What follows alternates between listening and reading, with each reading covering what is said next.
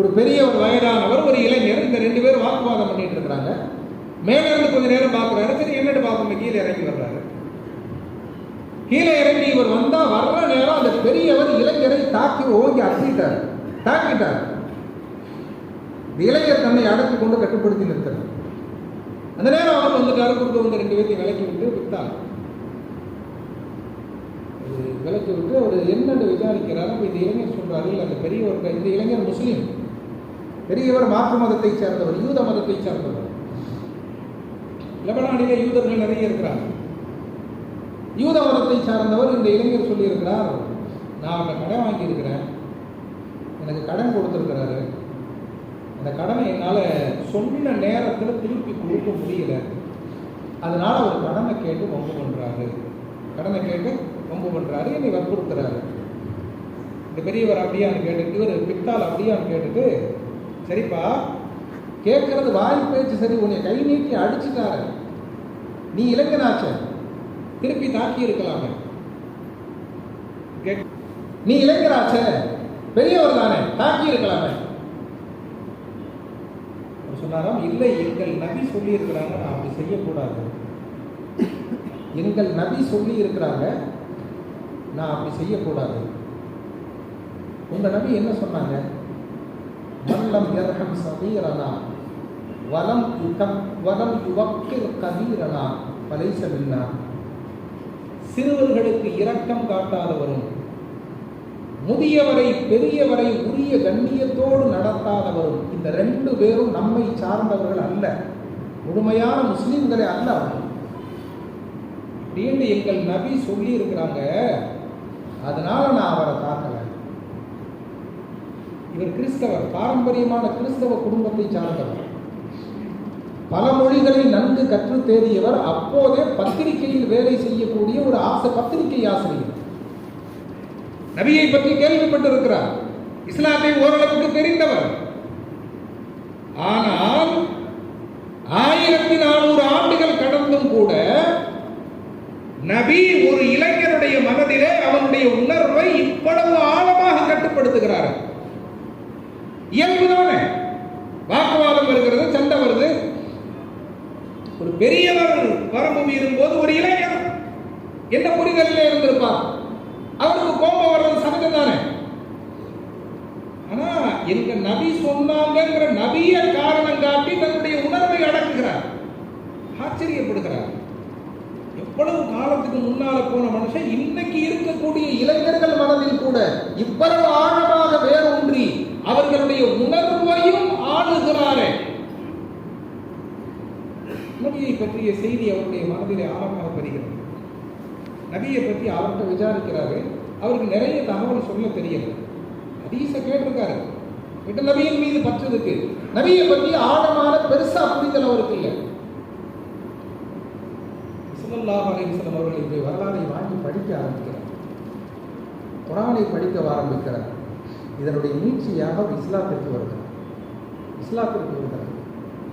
இஸ்லாத்திற்கு வந்து இஸ்லாமிய மார்க்கத்தால் கவரப்பட்ட அவர் இஸ்லாமிய மார்க்கத்தை நன்கு கற்ற ஒரு பண்டிதராகவே மாறிப்போனார். அவருடைய கடைசி காலத்திலே லண்டனுக்கு அருகாமையிலே உள்ள ஒரு ஊரிலே தொடர்ந்து ஜும்மா குதுபா நடத்தி கொண்டிருந்தார். அவருடைய உரைகள் எல்லாம் நூலாக தொகுக்கப்பட்டிருக்கிறது. முன்னால 12ஆம் நூற்றாண்டில் இருந்தே மொழிபெயர்ப்புகள் வந்திருந்தாலும் கூட நிறைய தவறான செய்திகள் மொழிபெயர்ப்பில் இருந்தது. நான் மொழிபெயர்க்கிறவங்கள்ட்ட ஒரு சிக்கல் இருக்கு, யார் எதை மொழிபெயர்த்தாலும் எந்த நூலை மொழிபெயர்க்கிறாரோ, குர்ஆனை மொழிபெயர்த்தா அதனுடைய மூலம் அரபியா, அரபு மொழியிலே நன்கு தேர்ச்சி புலமை வேண்டும். அதை எந்த மொழியில மொழிபெயர்க்கிறாரோ, தமிழ்ல மொழிபெயர்க்கிறாரா, ஆங்கிலத்தில் மொழிபெயர்க்கிறாரா, அந்த மொழியில நல்ல பாரிய புலமை வேண்டும். மூல மொழியிலும் பெயர்க்கப்படும் மொழியிலும் 2 மொழியிலும் ஆழமான அறிவும் புலமையும் இருந்தால் மட்டுமே மொழிபெயர்ப்பாளருடைய மொழிபெயர்ப்பு பெரும்பாலும் பொருத்தி வரும். சில நேரங்களில் ஆங்கில மொழிபெயர்ப்புகளே ஒரு மொழிபெயர்ப்பு இருக்கு, அரபியிலிருந்து நேர ஆங்கிலத்துக்கு கொண்டு வராம அரபு மொழியை லத்தீன்ல மொழிபெயர்த்ததை லத்தீன்ல இருந்து ஆங்கிலத்துக்கு கொண்டு வந்திருக்கிறாங்க. தமிழ் மொழியிலும் ஒரு மொழிபெயர்ப்பு அப்படி இருக்கு, ஆங்கிலத்தில் மொழிபெயர்க்கப்பட்ட அந்த மொழிபெயர்ப்பு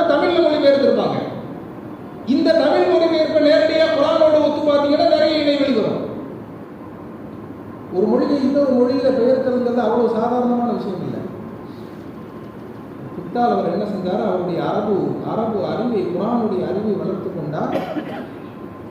குரானுக்கு அவர் மொழிபெயர்த்தார் முகம்மது மர்மடி. இந்த பித்தால்ங்கிற அந்த ஷேக் மொழிபெயர்ந்த 1930களிலே வெளிவந்தது என்று நினைக்கிறேன். அந்த மொழிபெயர்ப்பு தான் இன்று வரை வல்லுநர்களால், அறிஞர்களால் ஏற்கப்பட்ட ஒரே ஆங்கில மொழிபெயர்ப்பு. எதுக்கு சொல்ற பாருங்க, ஒரு இளைஞன் தன்னுடைய வாழ்நாளிலே எங்கள் நபி சொல்லி இருக்கிறாங்க, பெரிய மனுஷனை நான் உரிய கண்ணியத்தோட நடத்தணும். அவர் விவரம் தெரியாம ஏன் வரம்பு மீறிட்டாலும் பதிலுக்கு பதில் சரிக்கு சரி அவரை நான் கை நீட்டி அடிக்கக்கூடாது. இது ஒருவரை கவருகிறது. ஸல்லல்லாஹு அலைஹி வஸல்லத்தினுடைய வாழ்க்கையின் அப்படியே நேர பின்னால போகலாம். சில நேரங்களில் ஒரே வார்த்தை, ஒத்த வார்த்தையில ஒருத்தர் சுற்று இருக்கிறாங்க. ஒரு பயணம் தாயிஃபுக்கு போயிட்டு வர்றாங்க. இஸ்லாமிய அழைப்புக்காக தாயிஃபுக்கு போனாங்க. இன்னைக்கு மக்காவுக்கு பக்கத்தில் இருக்கிற அதே தாயிஃப், வசதியானவர்கள், சமூக பலமிக்கவர்கள் வாழ்ந்த இடம், வாழக்கூடிய இடம். இவங்கெல்லாம் இஸ்லாத்துக்கு வந்தா ரொம்ப பயனா இருக்குமே, நமக்கு பாதுகாப்பா இருக்குமே அப்படின்னு நபி ஸல்லல்லாஹு அலைஹி வஸல்லம் நினைச்சு தாயிஃபுக்கு போறாங்க. போனா அங்க இருக்கிற பெரிய மனிதர்கள்லாம் ரொம்ப அநாகரீகமா 10 நாள் தங்கினாங்க. முழுசா 10 நாள் தாயிஃப்ல ஒரு பெரிய மனுஷன் விடாம போய் பார்த்தாங்க. யாருமே நபி ஸல்லல்லாஹு அலைஹி வஸல்லம் அவங்களுடைய வார்த்தைக்கு இசைவு கொடுக்கல. சொல்ல போனா பெருமானாரை அவர்களுக்கு உரிய கண்ணியத்தில் கூட நடத்தல. மனோ ரீதியாக எவ்வளவு துன்புறுத்தணுமோ அவ்வளவு துன்புறுத்தி அனுப்பினாங்க. ஸல்லல்லாஹு அலைஹி வஸல்லம் அந்த பயணத்துல ரொம்ப கஷ்டப்பட்டாங்க. அப்படியே நொடிந்து போய், சோர்ந்து போய் தாயிஃப்ல இருந்து திரும்பி வர்றாங்க. ரிட்டர்ன் வர்றாங்க. வர்ற வழியில ஒரு திராட்சை தோட்டம், பக்கத்துல ஒரு மரம். அந்த மரத்து நிழல்ல உட்கார்றாங்க. அந்த தோட்டம் 2 இஸ்லாமிய எதிரிகளுக்கு சொந்தமான தோட்டம். 2 பேரும் இஸ்லாத்தின் எதிரிகள். யாரு தோட்டம்னு நபி ஸல்லல்லாஹு அலைஹி வஸல்லம் தெரியாது. யதார்த்தமா மரத்து நிழல்ல உட்கார்றாங்க. அந்த 2 பேரும் பெருமானாருடைய தோற்றம், பெருமானாருடைய அமைப்பை பார்த்துட்டு நபி ஸல்லல்லாஹு அலைஹி வஸல்லம் அப்படியே அந்த பயண களைப்பு, மனோரீதியான சோர்வு, அவங்களுடைய உடல் சோர்வு அப்படியே சங்கி சோர்ந்து போய் இருக்கிறத பார்த்துட்டு, இந்த 2 பேர் இஸ்லாமிய எதிரியா இருந்தாலும் நபி ஸல்லல்லாஹு அலைஹி வஸல்லத்தின் மீது இனம் புரியாத ஒரு மரியாதை அல்லது இனம் புரியாத ஒரு ஈர்ப்பு ஏற்படுது. முகம்மது இப்படி சோர்ந்து போய் இருக்காரு. தங்களை அடையாளம் காட்டிக்கொள்ளாம வேலைக்காரனை கூப்பிட்டாங்க. வேலைக்காரனை கூப்பிட்டு நல்ல ஒரு திராட்சை கொத்து அவங்களே பறிச்சு கையில கொடுத்து, இதை போய் அவருக்கு சாப்பிட்றதுக்கு கொடுப்பான்னு கொடுத்து விட்டாங்க. ஸல்லல்லாஹு அலைஹி வஸல்லம் அவங்க 2 பேரும் பெருமானாருக்கு உவப்பான ஆள் இல்லை, நபியை நேசிக்கிறவங்க இல்லை, இஸ்லாத்தின் மீது அபிமானம் கொண்டவங்க இல்லை, எதிரிகள் தான், துன்மார்க்கர்கள் தான், காழ்ப்புணர்வு கொண்டவர்கள் தான், பெருமானாரை பிடிக்காது என்று எதிராக பிரச்சாரம் செய்பவர்கள் தான். ஆனாலும் இப்போது ஸல்லல்லாஹு அலைஹி வஸல்லம் அவங்க மேல ஒரு இனம் புரியாத கரிசனம். இவ்வளவு சோர்ந்து போயிட்டாங்க. ஒரு திராட்சை கொத்த பிடிச்சி கொடுத்து விடுறாங்க. அவர் கொண்டு வந்து அந்த வேலைக்காருக்கு, அவருக்கு இவங்க யாருக்கும் தெரியாது, இவங்களுக்கு வந்த வேலைக்காரி யாருக்கும் தெரியாது. ஏங்க இதை சாப்பிடுங்களேன்னு கொடுக்குறாரு. ஸல்லல்லாஹு அலைஹி வஸல்லம் அன்பளிப்பை எப்பவுமே ஏற்றுக்குவாங்க. வாங்கிட்டாங்க. வாங்கி பிஸ்மில்லா அப்படின்னு சொல்லி ஒரு பழத்தை எடுத்து சாப்பிட்றாங்க. பிஸ்மில்லா, கொத்த வார்த்தை தான் பிஸ்மில்லா. அவர் பார்க்குறாரு. அவர் சொந்த ஊர் மக்காக்காரங்க, வெளியூருக்காரர். அவர் கிறிஸ்தவர், மதம் படித்தவர், வேதம் தெரிந்தவர், இளைஞர் தான். தப்புண்டு பிஸ்மில்லா மா யகூலு ஹாதிஹில் பிலாத் மா யகூலுஹு அஹ்லு ஹாதிஹில் பிலாத். என்ன பிஸ்மில்லான்னு சொல்றீங்க? இந்த ஊருக்காரங்க, இந்த பகுதிக்காரங்க இந்த பிஸ்மில்லாங்கிற வார்த்தையை பயன்படுத்த மாட்டாங்களே, அவங்களுக்கு பிஸ்மில்லா தெரியாது, நீங்க பிஸ்மில்லான்னு சொல்றீங்க அப்படின்னு அவர் திரும்ப கேட்கிறாரு. ஸல்லல்லாஹு அலைஹி வஸல்லம் அவர்கிட்ட திரும்ப கேட்டாங்க, மின் ஐயில் பிலாதி அந்த, இந்த ஊருக்காரங்க இந்த பகுதிக்காரங்க எல்லாம் பயன்படுத்த மாட்டாங்கன்னு சொல்றீங்களே, நீங்க எந்த ஊருன்னு கேட்டாங்க. நீங்க எந்த ஊரு? மின் கரியத்தி நைனவான்றாங்க. எங்க ஊரு பேரு நைனவா. நைனவாங்கிற ஊர் ஃபேமஸ். இன்னைக்கு அது எங்க இருக்குன்னா, ஈராக்கினுடைய தலைநகர் பக்தாதுல இருந்து வடக்கு பகுதியில் சுமார் 400 கிலோமீட்டர் தொலைவில் இருக்கு நைனவாங்கிற ஊரு. அந்த ஊருக்கு இன்னைக்கு பேரு மௌசில் அப்படிம்பாங்க. மூசில் அரபியில, ஆங்கிலத்தில் MOU போட்டு மௌசில் அப்படின்னு எழுதுவாங்க. ஈராக்கினுடைய தலைநகரத்துக்கு மேல இருக்கு அந்த ஊரு. ஸல்லல்லாஹு அலைஹி வஸல்லம் தன்னுடைய வாழ்நாளில் அந்த ஊருக்கு ஈராக்குக்கே போனதில்லை. இவர் சொன்னார், நான் மௌசிலை சேர்ந்த ஆளு, நைனவாவை சேர்ந்த ஆளு, என் மதம் கிறிஸ்தவ மதம், நான் இங்க வேலைக்கு இருக்கிறேன். ஸல்லல்லாஹு சொன்னாங்க, நைனவாவா, என் கரியத்தை ரஜுலி ஸாலிஹ், ரொம்ப நல்ல மனிதர், பெரிய மனிதர் வாழ்ந்த ஊராச்சே. கரியத்து யூனுஸ் இப்னு மத்தா, 25 நபிமார்கள் யூனுஸ் நபின்னு ஒரு நபி கேள்விப்பட்டிருக்கோமா இல்லையா? மீன் புழுங்குன நபி யூனுஸ் நபியினுடைய ஊர் அந்த நைனவாங்கிற ஊர் தான். அந்த பகுதியில் தான் யூனுஸ் நபி இருந்தாங்க. நபி சொன்னாங்க, யூனுஸ் நபி இருந்த ஊராச்சே, யூனுஸ் நபி வாழ்ந்த ஊராச்சே அதுன்னு சொன்னாங்க. இவர் கேட்டார், யூனுஸ் நபிங்கிறீங்க, யூனுஸ்ங்கிறீங்க, ஏண்டா யூனுஸ்?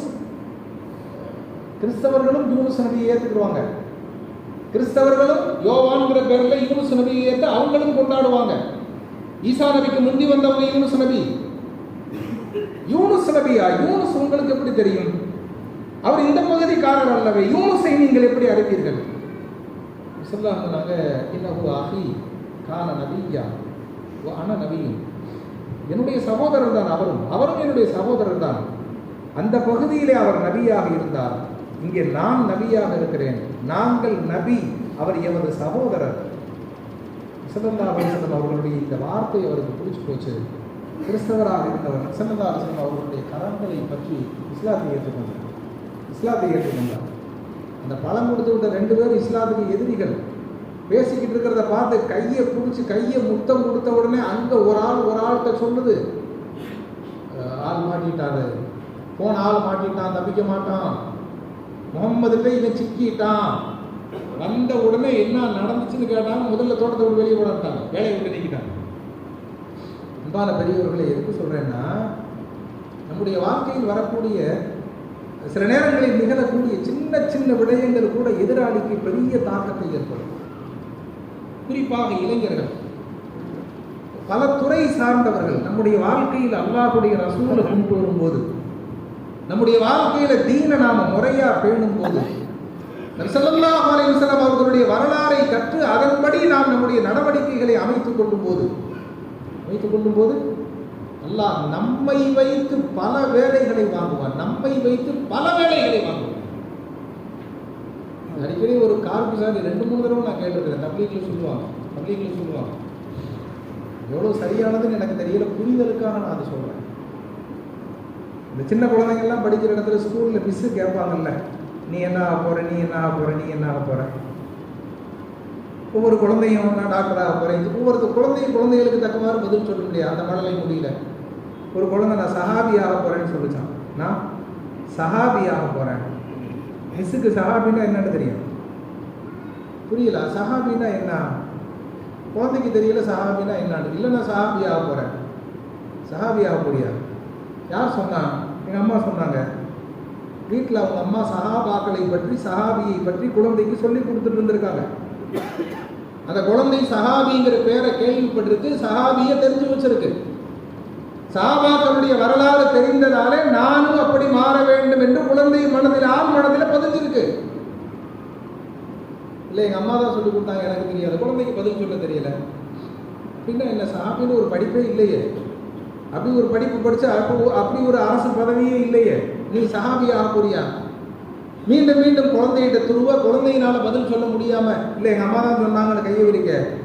ஒரு கட்டத்தில் அந்த மிஸ் யதார்த்தமாக அவங்க தாயாருக்கு ஃபோன் போட்டு, என்ன உங்க பையன் இப்படி சொல்றான் அப்படின்னா என்ன, சஹாபின்னா என்ன அப்படின்னு கேட்க, அவங்க அந்த ஃபோனில் எவ்வளோ பேச முடியுமோ பேசிட்டு, நேரில் நம்ம சந்திச்சா முழு விவரம் சொல்கிறேன்னு சொல்ல, நேரில் சந்திக்கிறேன்னு சொல்ல, நேரத்தை ஒதுக்கி அவங்க நேரில் சந்திக்க, இந்த சந்திப்பின் நீட்சியாக அந்த ஆசிரியர் இஸ்லாத்துக்கு வந்து விட்டார். சஹாபாக்களை பற்றி எடுத்து சொல்ல, நபியை பற்றி எடுத்து சொல்ல, பெருமானாருடைய வரலாறை கேள்விப்பட்ட அந்த ஆசிரியை நிறைவாக இஸ்லாத்துக்கு வந்தார் என்பதை நாம்